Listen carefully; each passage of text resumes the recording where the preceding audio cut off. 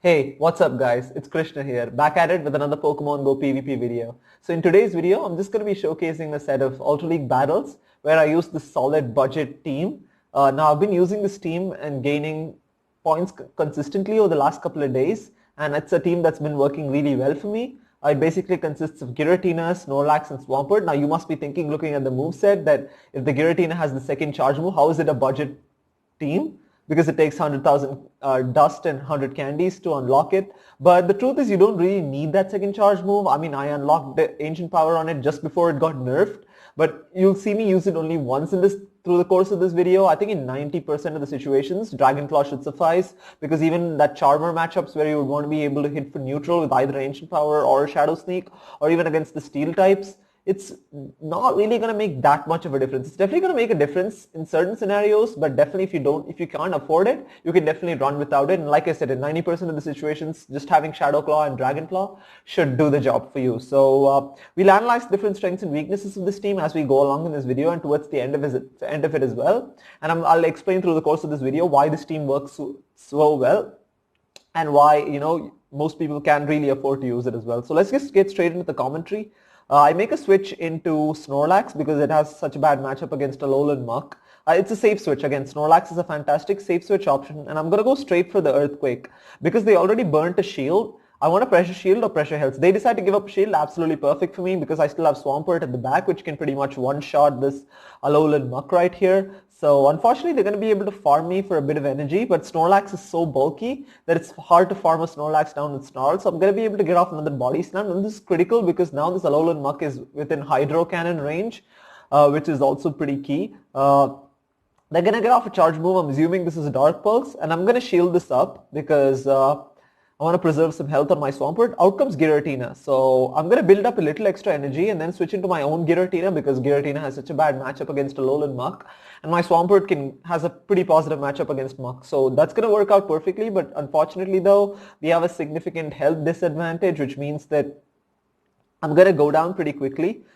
He's probably going to be able to farm me down, which is not an ideal thing because now he has a bunch of energy. So he's going to get off a Dragon Claw right here, which I'm assuming he has another one lined up because he farmed up on a bunch of energy. He's going to go straight for the Earthquake. Luckily, he doesn't get off another charge move. This should definitely take out the Giratina or get it extremely low. So he makes a switch into Alolan Muck. This is great for me because I'm going to get off this Hydro Cannon. Like I said earlier as well, this Muck was in Hydro Cannon range, and this should definitely take it out. And yeah, down goes Giratina to a Mud Shot. So again, fantastic Swampert coming in super clutch once again, being able to finish out games. And that's the strength about this team, right? Because Giratina and Snorlax are so bulky, it basically allows you to save shields for Swampert and then allows Swampert to finish endgame just the way it does in most scenarios as well. So we went to the Poliwrath, a pretty favorable lead I would say, because we do win this in spite of Ice Punch doing super effective damage, because the damage that we deal with Shadow Claw is definitely going to be able to outpace the amount of damage they're going to be able to deal with their Mud Shots. So eventually I'm going to be able to do more damage with my fast moves, which is going to definitely end up making the difference right here. They're winning CMP ties, which is absolutely fine because it's going to take multiple Ice Punches to take out Giratina. So neither of us are giving up the shield, which is completely understandable. So, but they're going to have to burn shields first if they want to win this switch advantage. So it's a slightly long drawn out fight actually. They're going to get off another Ice Punch right here. I'm not really worried because it's not going to KO us, and also what more importantly, it's not even in much short farm down range. They're going to basically have to get off another charge move to take us out if they do decide to shield this up. They decide to let it go through. So we win switch advantage. That's a really positive situation to be in. Out comes Registeel. I'm trying to get off this Dragon Claw to hopefully do some chip damage, but it doesn't really matter at this point. So I can really come in with Swampert, but the slight problem here is that they have the energy advantage, so I'm not going to shield this. I'm assuming this is going to be a flash cannon bait, but it ends up being a focus blast. That does a significant amount of damage, so I'm expecting the switch out right here on the charge move, which is why I go straight Hydro Cannon. But actually in this matchup, you can just basically go straight Hydro Cannons and still win because Swampert outpaces Registeel, and also Mud Shots are doing super effective damage as well. So eventually you're going to be able to win these matches even with just Hydro Cannon. So they double shield, which is perfect for me. Now I'm going to have to start shielding even in spite of that being flash cannon because we're almost in flash cannon range right now. Unfortunately, they're able to get off another charge move. which I'm going to have to shield again. So we're both, this is a shieldless game at this point. They make a switch on the charge move to Cresselia, very nice play. Luckily, we decide to store that energy because I'm going to need it later to get rid of the Registeel. And now Snorlax has a pretty positive matchup against Cresselia because these licks are doing super effective damage and Psycho Cut's not going to do a whole lot of damage, and Snorlax is so bulky and we're going to be able to spam out these body slams. I'm just hoping that I don't get the attack debuff from Moonblast. That's going to be kind of bad, and that's probably going to allow them to win this match, but it's the key. I have to take out this Cresselia because I cannot, my Swampert is pretty low, and even though if we're going to win CMP versus Cresselia, I can't afford to burn energy on this Cresselia. I'm going to have to save up an Earthquake for Registeel because Registeel is going to probably get to a Flash Cannon pretty soon. So luckily, with like almost 1 HP left, we're able to get off another body slam, and this is definitely going to take out Cresselia, and the game is pretty much set right here because Earthquake coming through on this Registeel is definitely going to take it out, and or come close to taking it out, but subsequent mud shots will definitely take it out. So GG's again, very strong finish once again from Swampert. Just shows again, right? Snorlax's bulk in mid game right there just allowed Swampert to be able to just take care of that Registeel with ease. So Giratina into Melmetal, this is a pretty favorable lead, although it would be even more dominant if we had Shadow Sneak because that's going to be able to hit for neutral. But because Melmetal is kind of glassy in Ultra League, you're still going to be able to do quite a bit of damage with these Dragon Claws along with these Shadow Claws. It's not going to do a whole lot, but over a period of time, the damage is going to accumulate. They're going to get off a Rock Slide right here. There's no point shielding this up. It's not going to do a whole lot anyways. So I'm just going to continue to get off as many Dragon Claws as possible. So this is going to be a very close fight. Like I said, with Shadow Sneak, I think it would be a much more straightforward win for us, but Dragon Claws are still chipping away at this Melmetal. We got them into the yellow. The good thing though is the fact that their Thunder Shocks are resisted by Giratina while my Shadow Claws are doing neutral damage. So that's going to kind of balance out in terms of the overall damage output as well. So they get us critically low. But no matter how low they get us, it's going to be almost impossible for them to farm us down with Thunder Shock because Thunder Shock's not a very good, it doesn't do a lot of damage, and also it's resisted. And I win the switch advantage, which is the perfect situation to be in right now. And out comes Alolan Muck. Perfect. I'm going to try and get off this Dragon Claw. Unfortunately, we don't get it off. So I can just safely come in with Swampert because we are on even shields, and this is a really positive situation to be in. Even though we have a slight energy disadvantage because Swampert generates energy so quickly, it's going to be able to allow me to compensate for that and then catch up basically. So I'm expecting the switch out right here. They make a switch into Gyarados. That's a really nice play by them. They were trying to catch the Earthquake with Gyarados, and that would have been disastrous for me if I'd actually mashed the Earthquake. Luckily, I decided to save the energy right there to get it off in the Alolan Muck. Now, this is again another situation where Snorlax is fantastic. Again, a very neutral matchup, but it's basically going to be much more bulkier than a Gyarados, so it's going to put in a lot of work, right? In these kind of neutral matchups, Snorlax does so well. It just helps you to basically, a lot of times when you use it as a safe switch, it helps you in switch advantage. And in situations like these, it just helps you take out like a threat like Gyarados because Gyarados completely walls something like a Swampert. So Snorlax is going to be able to take care of that. And now it's going to just be pretty much GG's right here because and I'm even able to get off in last second Body Slam, which puts this Alolan Muck into Hydro Cannon range once again, which is the perfect situation for me to be in. Gonna get off this Hydro Cannon, definitely expecting a shield. They still have one more shield. Gonna shield this up because the next Hydro Cannon, because I can get to the next two Hydro Cannons before they can get off two Dark Pulses. So the first Hydro Cannon coming through, and even if it goes shielded, I can get to the next one. But surprisingly, they actually decided to let that go through. So I don't know what they were thinking. They probably thought that the Gyarados had more health than it did. Dark Pulse doing quite a bit of damage right there, and at this point I can just farm this Gyarados down with Mud Shot. So they actually lost. I think they probably slightly miscalculated there, but even otherwise I think we would have won because we would have gotten to the second Hydro Cannon before they could have gotten off the Dark Pulse. So again, GG's. That was a really solid game right there. So Giratina mirror match. So I'm going to have to wait and see if this is Dragon Breath or Shadow Claw. It's a Dragon Breath variant, which means it's going to do a lot more damage. But it's not going to generate energy that quickly, so I'm going to be able to get off some additional Dragon Claws, which doesn't get the shield, which is fine. So these Dragon Breaths are really chunking away at my Giratina. I'm not going to shield, like I said. I'd never commit shields into Giratina Mirror. I don't mind even losing switch advantage if it comes down to that. but I'm hoping that I can get off at least an additional Dragon Claw and maybe make them burn a shield. But they don't decide to give up a shield, and they decided to use their charge move right here, which is absolutely fine. I'm just going to let it go through because even if I shielded, the subsequent Dragon Breaths would take me out. Going to come back in with Snorlax and lick this Giratina down. But we lost switch advantage, and out comes Machamp, right? Now this is a really tricky situation for this team. If there's a fighter in the back, because Snorlax's only weakness is going to be fighting, and these counters and cross chops are really adding up. Like I said, I just don't prefer to shield on my Snorlax in most scenarios. But I'm going to get off this body slam and immediately switch into Swampert and hope that they don't have something in the back, which is good against Swampert.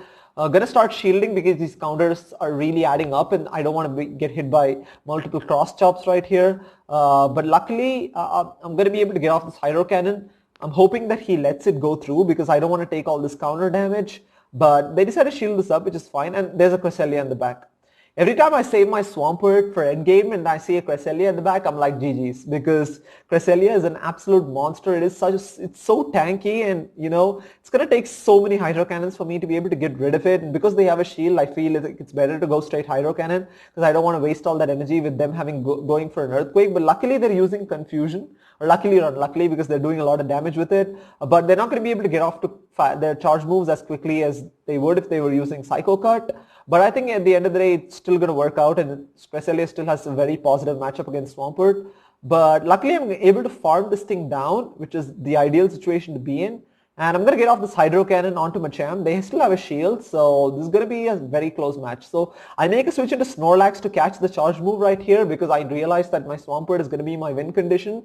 So it's a race to the charge move right now, and unfortunately, the counters are too much to take us out. Again, the health on my Swampert is way too low to be able to do anything. If he had a little more health, I would have been able to get off the Hydro Cannon, and that would have made all the difference. So the first loss of the set, but these kind of things happen. I just got straight up hard countered with Machamp at the back, so it's fine. Met with the Swampert, very positive matchup for us, or actually kind of a neutral matchup, but I make a switch into Mew. So I'm just going to throw a charge move. I want them to think this is a Shadow Sneak and put up a shield right here, which is exactly what happens, which is great. I can just safely come in with Snorlax because this is a very positive matchup for me because those Shadow Claws are double resisted while Lick is doing super effective damage. And I don't have to worry about any of the charge moves. It's not going to do too much damage. It ends up being Rock Slide, which is absolutely fine. I'm going to throw the Body Slam right here, just trying to chip away at this Mew. So this is, again, you can see Lick is just absolutely destroying this Mew. Again, gonna let this go through, ends up being another Rock Slide, which is absolutely fine by me. Gonna throw the Body Slam. Could have actually committed to the farm down, but I probably would have had to eat another Rock Slide, which I didn't want to do at this point because I know I can win switch advantage. I didn't want to mess it up. Out comes Swampert, and we're definitely not in farm down range, so they're gonna have to basically throw, which is great because I can bring back my Giratina, and then with a shield advantage, Giratina is definitely going to beat Swampert. They make a switch into Clefable. Again, this is going to be really close because Clefable is going to do a lot of damage with charms to Swampert, and because they have a shield, it's going to be really tricky because these charms are absolutely chunking away. As you can see, by the time I'm able to get to the second Hydro Cannon, we're already into the yellow. I'm going to basically have to get off another Hydro Cannon before fainting because I need to get this Clefable out of here because it's going to do a lot of damage against Giratina with just charms. Luckily, we're able to barely just get to this Hydro Cannon, and this should definitely take out the Clefable. And they bring down the Swampert and quit the match right there, which is expected because we still have a Giratina with 2 shields, and there's no way Swampert is winning. Even if he double baits, it's very hard for him to win that. So GG's. Again, this was a very positive set for me. Like I said, I've been going positive consistently with this team. I only had 1, 2, and 3 set, but for the most part that I've used this team about 5 or 6 times at least this season, and I've gone about 4-1, and 4-1 predominantly, and occasionally 3-2 as well. So it's been working well for me, and moving up to 2600, 2261, I should say. Okay, so let's just do a quick analysis of this team before we take a look at it at PvPoke. So just want to say overall, this team is actually really, really solid in terms of bulk as well. But I think one of the more obvious weaknesses that you could see just by looking at it is probably the fact that there's no hard Charmer counter. We don't really have anything that's going to do super effective damage against the Charmers like Togekiss or Clefable, etc. And also, we don't really have any Pokemon that resist the charm damage as well because there are no steel types. So I think that's going to be a bit of a problem, especially with Giratina on the lead. But it can be managed because Snorlax is so bulky, even though it's going to take a lot of damage from charms. You're going to be able to deal back a substantial amount of damage with both Lick and Body Slam, while Swampert also with a shield advantage, yeah, especially if the opponents don't have shields, can just spam out those Hydro Cannons and get rid of Charmers. But again, Charmers at the back, or Charmers in general are going to be slightly tricky for this team, but I think overall it's definitely manageable as well. And apart from that, obviously, as we saw in one of the battles, fighters, especially in the middle, something like a Poliwrath would be really difficult to deal with, especially at the back. I would prefer to have Poliwrath in the lead because Giratina can beat it, but at the back it's going to be slightly tricky, as for that matter any fighter, for example. But especially Poliwrath, because of its water typing, it basically resists the Hydro Cannons from Swampert as well. And it's also quite tanky, so it's kind of annoying to deal with. Shiftry also could be slightly a bit of a problem because it's got a good matchup against both Giratina and Swampert. And Snorlax is kind of a neutral matchup, but even then Licks are resisted. And Earthquake is resisted as well, even though Body Slam's basically your only play, and Shiftry is going to be able to outpace you to the charge move. So all three of these Pokemon kind of lose to Shiftry. But every team has its weakness, but I think overall this team has very good bulk and performs really consistently. As we're going to see right here on PV Poke, I'm going to rate this team, and as you can see, it's got B for bulk and coverage, and then safety and consistency, it's got A, and I think that's totally expected, right? Because Snorlax is a very safe switch option. All three of these Pokemon are really safe to use. There's nothing really spicy or off meta in this team, and then it's very consistent in terms of the way it performs as well. So if you look at the meta scorecard right here, I mean, one of the downsides again is the fact that all three of these Pokemon have narrow losses against Cresselia, as you guys can see right here, which you might think it's not ideal. Yeah, that is true. Even against Articuno as well, all three of these Pokemon narrowly lose to Articuno, which is again not ideal, but it's fine. I think combined together, you can definitely beat a bunch of different Pokemon as well. So again, it's got, it's got potential threats. As you can see, Cresselia is probably the biggest threat to this team, as it is, I guess, these days in every team, which is why I think you need something like a Registeel. Unfortunately, I cannot afford a Registeel at this point for Ultra League. It's just way too expensive, and I don't even have a hundo. But I think that's probably the best team, right? You know, Giratina, Registeel, Swampert. I'm just trying to fit that second Pokemon, trying to figure out what that is. I mean, Alolan Muck can work really well along with this team instead of Snorlax as well. It gives you pretty similar coverage, and it's going to do great as well. It's going to have some heavier hitting charge moves, going to give some good matchups, especially against both Shiftry and Cresselia, right? I mean, if you want to cover these two weaknesses, you can definitely go in with Alolan Muck. And I think that's going to really work out as well. That's something that, I tried for a set and had a really reasonable amount of success with. But for today, I'm going to be talking about the Snorlax, Swampert, Giratina team. That is definitely another viable Pokemon to use and consider as a safe switch option. But I think one of the downsides there is the fact that it's hard countered by Swampert. And in a Swampert meta, Alolan Muck is kind of a dangerous safe swap. But I think otherwise it really works pretty well as well. So Obstagoon is going to be kind of a threat. I mean, really interested, looking forward to Obstagoon in Go Battle League. It's got a very unique typing of Dark and Normal. It means it's going to heavily resist those ghost moves, especially something like Shadow Claw from Giratina is going to be triple resisted. That's going to be pretty interesting to see when it comes about. It's going to do well against this team. I think it loses, yeah, it beats Swampert, does it? Yeah. I think it loses to Swampert, right? Yeah, absolutely. So it has a narrow loss to Swampert, which is good, but it definitely has a very dominant win against Snorlax and a narrow win against Giratina Altered. And yeah, Lapras is going to do well against most of the Pokemon that you're going to see, really. I mean, it has a good matchup against Articuno, Swampert, Giratina, etc. I think in all of these cases, like something like a Lapras or Cresselia, etc., this is exactly why you need that steel type in your team, something like a Registeel to provide that coverage. But I think otherwise it's still good. It's still pretty good, right? I think it's a very safe team. It's got a threat score of 644, which is not bad. It's not too vulnerable, but it's pretty good as well. As you can see, potential alternatives in this team, you can have Registeel is the number one suggested. Like I said, the Giratina, Registeel, Swampert is probably the best Ultra League team there is out there. But yeah, of course, All these are offensive and defensive typings. It's going to be weak to Dark, Dragon, Fairy, Grass, and Ice, which is kind of expected. Like I said, it's overall slightly weak to Charmers and even Ice types. You don't really have coverage against those. And even Grass, even though Giratina resists Grass moves, the fact that Swampert is super weak means that you will need another Pokemon that kind of resists Grass moves, which is why I think all of this could be probably covered by Alolan and Muck instead of Snorlax, but Snorlax is just a little more bulkier and just provides, I guess, different coverage. You can use either one of those. So, but yeah, overall, a really solid team. Like I said, I think on paper, it looks pretty good. And also, if you go over to Game Press, it's actually one of the top teams listed on the budget teams tab, where it's like they talk about how solid this team can be as well. So, yeah.